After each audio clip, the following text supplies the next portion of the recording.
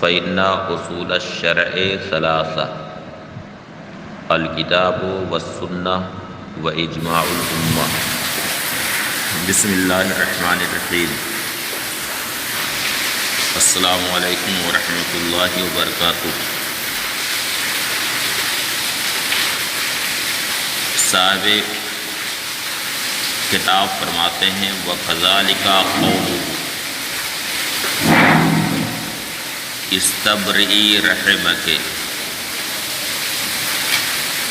وقد جاءت به السنة أن النبي صلی اللہ علیہ وسلم قال لسوداء رضی اللہ تعالی عنها اعتدي ثم راجعها۔ کل کی گفتگو یہ تھی کہ جتنے بھی الفاظ کنایات ہیں ان سارے الفاظ کو بوائن قرار دیا گیا ہے،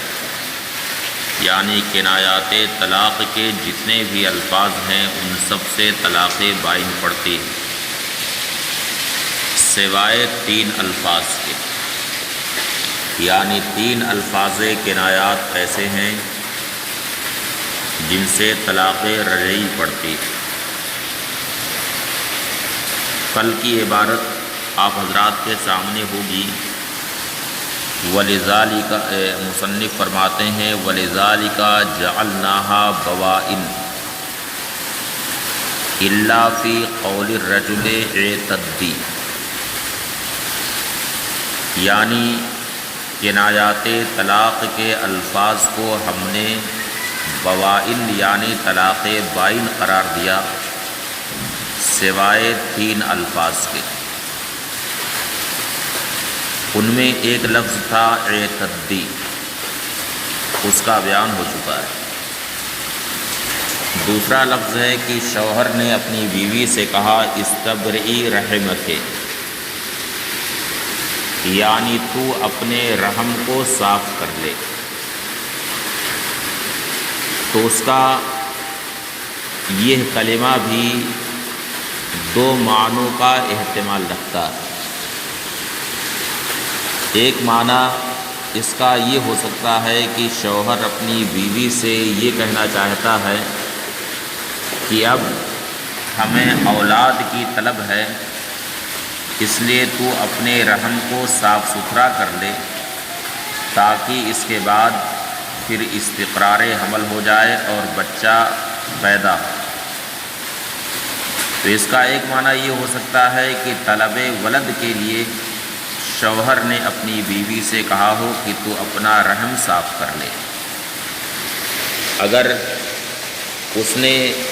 اس نیت سے کہا ہے تو ظاہر ہے کہ اس سے طلاق نہیں پڑے گی، قطع نکاح میں اس کا کوئی اثر نہ ہوگا۔ لیکن دوسرا معنی اس کا یہ بھی ہو سکتا ہے کہ شوہر نے اپنی بیوی سے جب کہا استبری رحمک کہ تو اپنا رحم صاف کر لے،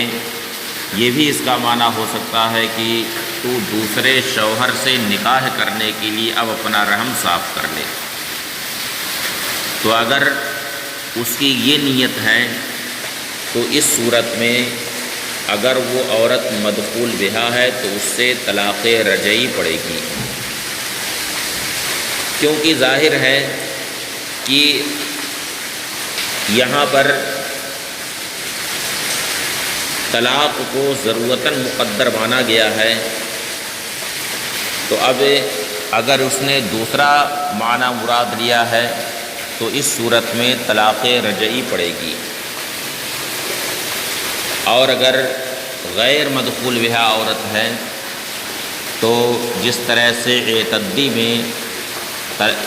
طلاق بائن پڑتی ہے اسی طرح سے اس میں بھی طلاق بائن ہی پڑے گی۔ مصنف فرماتے ہیں وَكَذَلِكَ قَوْلُهُ اسْتَبْرِئِي رَحْمَكِ، اسی طرح سے شوہر نے اپنی بیوی سے کہا کہ استبرئِي رحمک،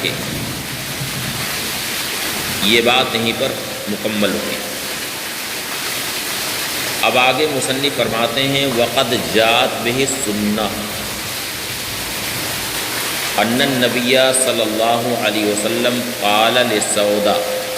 رضی اللہ عنہا اعتدی۔ اب اس سے پہلے جو ایک کلمہ آیا ہے اعتدی کا، جس کے تعلق سے مصنف نے یہ فرمایا کہ اگر عورت مدخول بہا ہے تو اس سے ایک طلاق رجعی پڑتی ہے، تو اس کی تائید میں مصنف نے یہ حدیث شریف پیش کی ہے کہ نبی کریم صلی اللہ علیہ وسلم نے ام المؤمنین حضرت سودا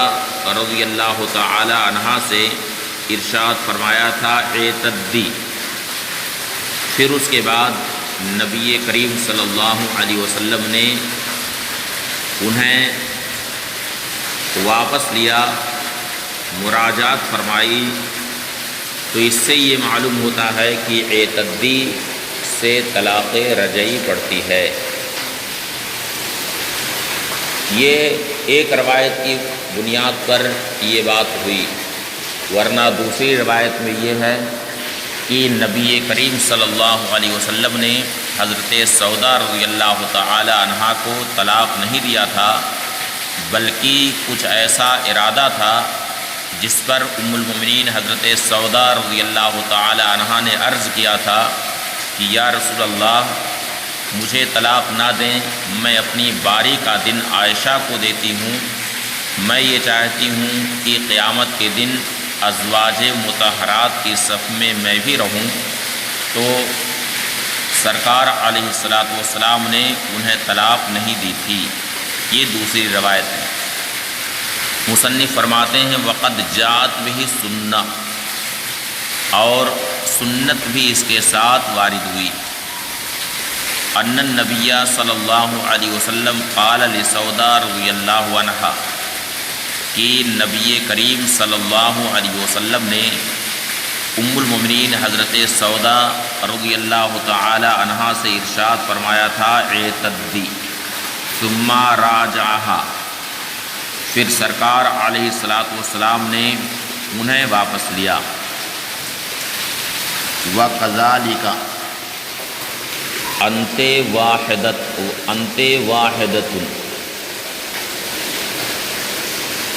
یعنی جن کنایات طلاق کا استثناء کیا گیا ہے ان میں تیسرا لفظ ہے کہ شوہر نے کہا انت واحدۃ، یعنی تو ایک ہے۔ تو یہ ہے کلمہ بھی یہاں پر محتمل ہے، کیونکہ اس کا ایک معنی یہ بھی ہو سکتا ہے کہ شوہر یہ کہنا چاہتا ہے کہ انت واحدۃ عندی فی الجمال او المال، یعنی تو میرے نزدیک حسن و جمال میں اکیلی ہے، ایک ہے، یا یہ کہنا چاہتا ہے کہ تو میرے نزدیک مال میں ایک ہے، تو ظاہر ہے کہ قطع نکاح میں اس معنی کا کوئی اثر نہیں۔ اور یہ بھی ہو سکتا ہے کہ واحدہ کا معنی یہ ہو کہ انت طالق طلقۃ واحدہ، یعنی تجھ پر ایک طلاق۔ تو اگر شوہر کی یہ نیت ہے تو اس صورت میں طلاق رجعی پڑے گی، کیونکہ ظاہر ہے کہ واحدہ یہ صفت ہے، اور صفت کے لیے کسی موصوف کا ہونا ضروری ہے، اور موصوف یہاں پر طلقہ ہے، لہٰذا اگر اس کی یہ نیت ہے تو اس صورت میں ایک طلاق رجعی پڑے گی۔ مصنف کہتے ہیں وَكَذَلِكَ أَنْتَ وَاحِدَةٌ، اسی طرح سے شوہر کا قول انت واحدۃ یحتمل نعتا للطلاقۃ، اس میں ایک احتمال یہ ہے کہ یہ طلاقہ کی صفت، وَيَحْتَمِلُ صِفَةً لِلْمَرْأَةِ، اور یہ بھی احتمال ہے کہ یہ ہے عورت کی صفت۔ عورت کی صفت ہونے کا مطلب یہ ہے کہ شوہر یہ کہنا چاہتا ہے کہ انت واحدۃ فی الجمال یا انت واحدۃ فی المال، یا اس کے علاوہ دیگر اوصاف حسنہ کو اس نے مراد لیا۔ اب فرماتے ہیں فَإِذَا زَالَ الْإِبْهَامُ بِالنِّيَّةِ، تو جب نیت کے ذریعہ ابہام زائل ہو جائے، کانا دلالتاً علی الصریح، تو یہ ہے صریح پر، یعنی طلاق صریح پر یہ دلالت ہوگا، لا عاملاً بموجبہ، اور یہ کلام قطع نکاح میں اپنے موجب اور اپنے مقتضا پر عامل نہ ہوگا، اس لیے کہ ظاہر ہے کہ واحدہ کا موجب محض توحد ہے، ایک ہونا ہے، اور قطع نکاح میں اس کا کوئی اثر نہیں، اس لیے فرمایا لا عامل بموجب ہی، نہ یہ کہ اپنے موجب پر عامل ہوگا۔ یہ تین الفاظ ہیں کنایات کے جن کا استثناء کیا گیا ہے، جس کا ذکر مصنف نے کیا وَلِذَالِكَ جَعَلْنَاهَا بَوَائِن إِلَّا فِي قَوْلِ الرَّجُلِ سے آگے جو تین الفاظ ذکر کیے ہیں کہ ان تینوں الفاظ کا بیان ہوا۔ اب آگے مصنف فرماتے ہیں ثُمَّ الْأَصْلُ فِي الْكَلَامِ هُوَ الصَّرِيحُ، یعنی کلام میں اصل صریح، کیونکہ تکلم کا مقصد افہام و تفہیم ہوتا ہے، اور افہام و تفہیم میں کلام صریح یہ اتم و اکمل، اس لیے کلام میں اصل صریح ہے۔ اور رہی بات کنایا کی، تو کنایا میں کسی قدر قصور ہوتا، یعنی مراد اس میں واضح نہیں ہوتی، بیان مراد میں قصور ہوتا، یہی وجہ ہے کہ کنایا میں نیت کی ضرورت پڑتی ہے، جبکہ کلام صریح میں نیت کی کوئی ضرورت نہیں ہے، معنی مراد اس میں مکمل طریقے پر ظاہر ہوا کرتا ہے، اور کلام کا مقصود افہام و تفہیمی ہوتا ہے، اس لیے کلام میں اصل صریح ہے۔ مصنف فرماتے ہیں ثم الاصل فی الکلام هو الصریح، پھر کلام میں اصل صریح ہی ہے۔ فَأَمَّا الْكِنَایَةُ فَفِيهَا ضَرْبُ قُصُورٍ، رہا کنایا تو اس میں کسی قدر قصور ہوتا، یعنی کمی ہوتی، بیان مراد میں کمی ہوتی ہے، من حیث انہ یقصر عن البیان بدون نیت، اس طور سے کہ بغیر نیت کے وہ بیان سے قاصر ہوتا ہے۔ وَظَهَرَ هَذَا التَّفَاوُتُ فِيمَا يُدْرَأُ بِالشُّبُهَاتِ، اب صریح اور کنایا میں تفاوت، یعنی احکام پر صریح اور کنایا کے کیا اثرات ہوں گے، یہ تفاوت دونوں کے درمیان فرق کیسے ظاہر ہوگا، تو اس کے تعلق سے فرماتے ہیں کہ جو چیزیں شبہات کی وجہ سے ساقط ہو جاتی ہیں، منتفع ہو جاتی ہیں، ان میں یہ تفاوت ظاہر ہوگا۔ مثال کے طور پر حدود ہے، حدود شبہات کی وجہ سے ساقط ہو جاتی، ادنا بھی شبہ اگر پا لیا گیا تو حد نافذ نہیں ہوتی، حد ساقط ہو جاتی۔ یہی وجہ ہے کہ کتب فقہ میں جا بجا یہ قاعدہ مذکور ہے کہ الحدود تندرع بالشبہات، حدود شبہات کی وجہ سے مندفع ہو جاتی ہیں، ساقط ہو جاتی ہیں۔ اور حدیث شریف میں بھی آیا ادرؤوا الحدود ما استطعتم، جہاں تک ہو سکے تم لوگ حدود کو دفع کرو۔ تو جب شبہات کی وجہ سے حدیں ساقط ہو جاتی ہیں اور ظاہر ہے کہ الفاظ کنایات میں شبہات ہوتے ہیں، جبھی تو بیان نیت کی ضرورت پڑتی ہے۔ تو جب الفاظ کنایات میں شبہات ہوتے ہیں تو اب اگر کسی شخص نے اپنے اوپر بعض ایسے اسباب کا اقرار کر لیا جو اسباب عقوبت کو واجب کریں، سزا کو واجب کریں، لیکن اس اقرار میں اس نے لفظ صریح کو استعمال نہیں کیا بلکہ لفظ کنایہ کو استعمال کیا، تو حد اس کے اوپر نافذ نہ ہوگی، اس لیے کہ لفظ کنایہ جب اس نے استعمال کیا تو اس میں شبہ پا لیا گیا اور شبہ کی وجہ سے حد ساقط ہو جاتی۔ اس کے برخلاف اگر اس نے صریح لفظ استعمال کیا تو حد اس کے اوپر جاری ہوگی۔ اسی لیے فرمایا گیا کہ مقر جب تک کہ اپنے اوپر صریح لفظ کے ذریعہ اقرار نہ کر لے اس وقت تک اس کے اوپر عقوبت نافذ نہ ہوگی، اس وقت تک اس پر سزا نافذ نہیں ہوگی۔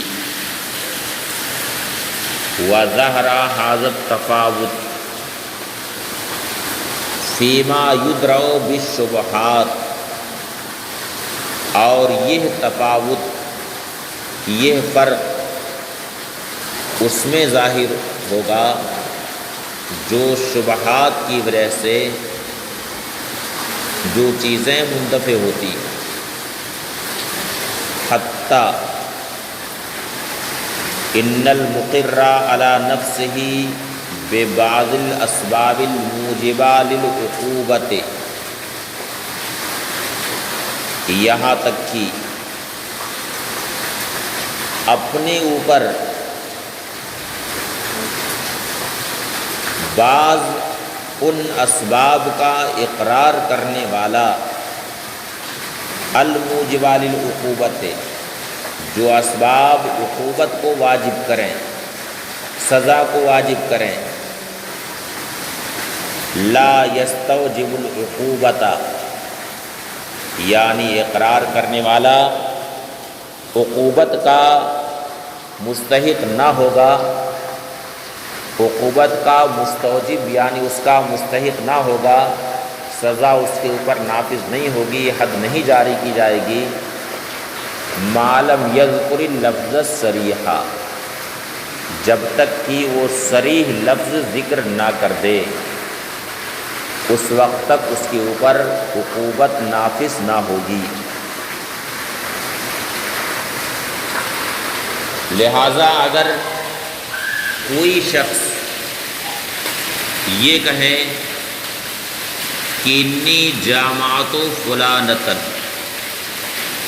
یعنی میں نے فلاں عورت سے مجامعت کی،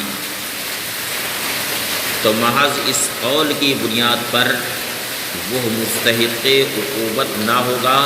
حد اس کے اوپر جاری نہ ہوگی۔ اس وجہ سے کہ جامع یجامع مجامعتاً کا